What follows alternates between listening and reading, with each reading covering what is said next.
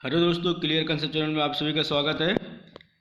Indian drainage system जो भारत का अफवाह तंत्र था उसके बारे में हम लोग पढ़ रहे थे, जिसमें सिंधु नदी तंत्र और गंगा नदी तंत्र, ये दो तंत्र पढ़ चुके थे। आज मैं आप लोगों को तीसरा ब्रह्मपुत्र नदी तंत्र, जो हिमालयी नदियाँ थीं उनके बारे में पढ़ रहे हैं। इसके बाद हम लोग पढ़ेंगे प्रायद्वीपीय भारत की नदियाँ। ठीक है दोस्तों, क्लास स्टार्ट करते हैं। तो ब्रह्मपुत्र नदी तंत्र के बारे में आज जानकारी लेते हैं। जो ब्रह्मपुत्र नदी है, ये नदी तिब्बत, भारत और बांग्लादेश, कहाँ से तिब्बत, भारत और बांग्लादेश से होकर बहती है।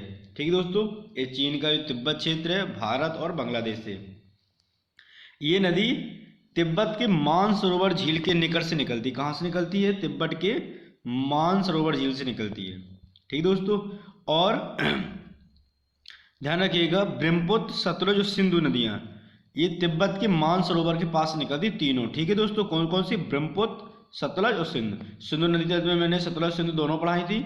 अब ये बात आती है कहाँ की? ब्रह्मपुत्र नदी की। ठीक है दोस्तों, तिब्बत से निकलने वाली इस नदी को तिब्बत में क्या कहा जाता है? यरलुंग जंगबो। क्या कहा जाता है? यरलुंग जंगबो या फिर सांगबो नदी कहा जाता है। क्या कहा जाता है? यदि पूछ लिया जाए कि ब्रह्मपुत्र नदी को तिब्बत में किस नदी के नाम से जाना जाता है, तो सांगपो नदी के नाम से जाना जाता है। किस नदी से? सांगपो। या फिर ऑप्शनल में आपको दे दिया जाएगा यरलुंग जंगबो। ठीक दोस्तों, और जब ये असम घाटी में, भारत में जब असम घाटी में प्रवेश करती है, तब इसे क्या कहा जाता है? ब्रह्मपुत्र नदी कहा जाता है। और इसी नदी को जब ये अरुणाचल प्रदेश में प्रवेश करती है, तो अरुणाचल प्रदेश में इसको क्या कहा जाता है? दिहांग नदी कहा जाता है। क्या, कौन सी नदी कहा जाता है? दिहांग नदी। तो जो ब्रह्मपुत्र नदी है, इसके ही सारे नाम है सांगपो, ब्रह्मपुत्र, दिहांग।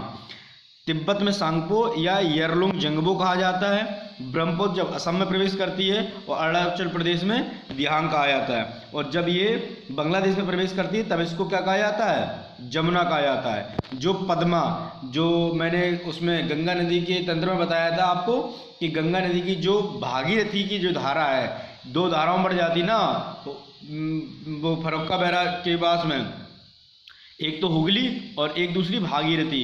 तो जो भागीरथी की धारा है, ये वाली जो भागीरथी की धारा आती है, ये दोनों जो, और ये बांग्लादेश की जो ब्रह्मपुत्र नदी है, ये जब बांग्लादेश में प्रवेश करती है तो इसको क्या कहा जाता है? जमुना। और उसको कहा जाता है क्या? पद्मा। इसको कहा जाता है पद्मा। और पद्मा और जमुना की जब संयुक्त धारा बंगाल की खाड़ी में मिलती है, तब उसको कहा जाता है क्या? मेघना। ठीक है दोस्तों, तो ये सारे ब्रह्मपुत्र नदी के ही नाम है।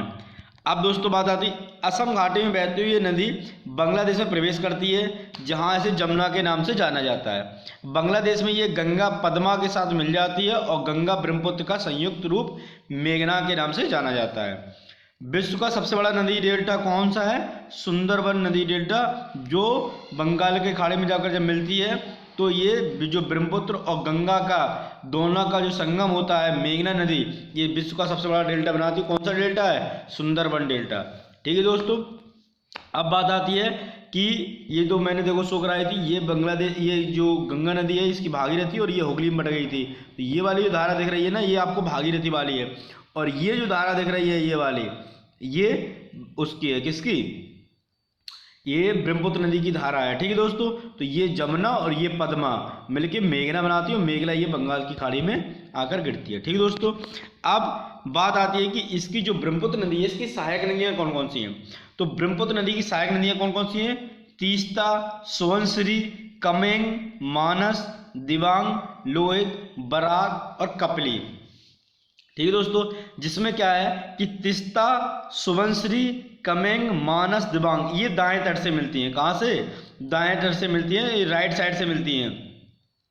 और लोहित, बराक, दिबांग बाएं तट से ब्रह्मपुत्र में मिलती है।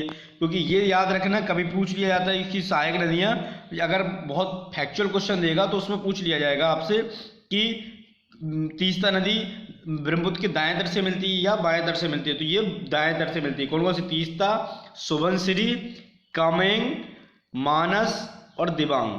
और लोहित, बराग और दिबांग ये जो नदी हैं ये बाएं तट से मिलती हैं। ठीक है दोस्तों, तो इस बात को आपको याद रखना है।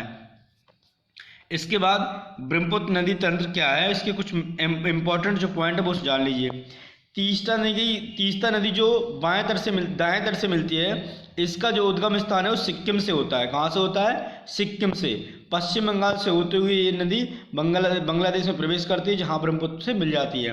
तो ये पूछ लिया जाएगा भारत की ऐसी कौन सी नदी है जो सिक्किम से निकलती है, या फिर पूछ लिया जाएगा कि बांग्लादेश में भारत की कौन सी नदी है जो बांग्लादेश में ब्रह्मपुत्र से मिलती है, कि वो कौन सी नदी है? ये तीस्ता नदी। लोहित नदी को खून नदी के नाम से जाना जाता है। आपसे पूछ लिया जाएगा कि किस नदी को खून नाम की नदी से जाना जाता है? लोहित नदी। कौन सी नदी? लोहित नदी को खून की नदी के नाम से जाना जाता है। बराक नदी मणिपुर की पहाड़ियों से निकलती है। अक्सर क्वेश्चन पूछ लिया जाएगा बराक नदी किससे निकलती है, तो मणिपुर की पहाड़ियों से, या मणिपुरी पहाड़ियों से कौन सी नदी? बराक नदी। मणिपुर से मिजोरम असम होते हुए बांग्लादेश में प्रवेश करती है, मेघना में जाकर मिल जाती है। ब्रह्मपुत्र नदी गंगा के साथ मिलकर विश्व का सबसे बड़ा डेल्टा सुंदरबन डेल्टा का निर्माण करती है। ब्रह्मपुत्र नदी में ही विश्व का सबसे बड़ा नदी द्वीप कौन सा है? माजुली नदी द्वीप। ये दोनों बहुत इंपॉर्टेंट पॉइंट है, सुंदरबन डेल्टा और माजुली नदी पे पूछ लिया जाएगा आपको विश्व का सबसे बड़ा डेल्टा कौन सा है, तो सुंदरबन डेल्टा है। ठीक। और वर्ल्ड लार्जेस्ट रिवर आइलैंड कौन सा है, तो रिवर आइलैंड है। ये सबसे बड़ा आइलैंड नहीं है, लेकिन सबसे बड़ा रिवर आइलैंड है, तो कौन सा है? माजुली द्वीप। ठीक दोस्तों, ये यहाँ से आपको ब्रह्मपुत्र के बारे में जानकारी मिल जाती है। यदि आप लोगों को मेरा वीडियो अच्छा लगे तो इसको लाइक करिए, सब्सक्राइब करिए, शेयर करते रहिए, जिससे मैं आप लोगों के लिए और अच्छे से अच्छे वीडियो ला सकूं। दोस्तों, इससे ज़्यादा डिटेल में नहीं कराया जा सकता आपको। यहाँ तक आप लोगों को NTPC railway, MTS, CHSL, CGL और यहाँ तक कि UPSC, UPPCS, इसमें आपको मदद करेंगे ये वीडियो। यहाँ नदी में यहाँ से अंदर ज़्यादा नहीं पूछते हैं। ठीक दोस्तों, धन्यवाद।